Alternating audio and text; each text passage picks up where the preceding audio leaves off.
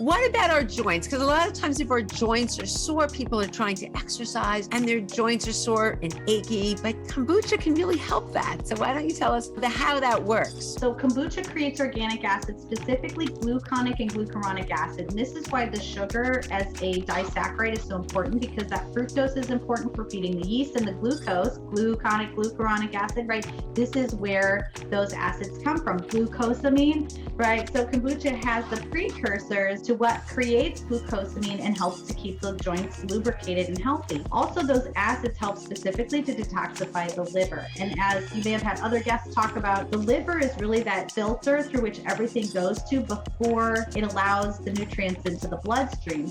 And it filters out things like xenobiotics. So this could be, antibiotics or different things that are coming from outside of our body. It's sequestering those. And what happens is it bonds to glucuronic acid, and then through hydrolysis, which is a fancy way of saying you drink water and you pee, you flush it out. The problem is we're so overtoxified in our current environment, our livers cannot naturally keep up with the amount of glucuronic acid we need in order to keep our livers clean. What happens then is that those toxins get sequestered into your fat cells, because again, it's trying to keep it out of your body and keep you safe, and then those bioaccumulate over time. And so those organic acids in kombucha, I feel like part of why she's here and ascending right now, and yet again, because she's been around for thousands of years, is because we're so toxic and we really need her help.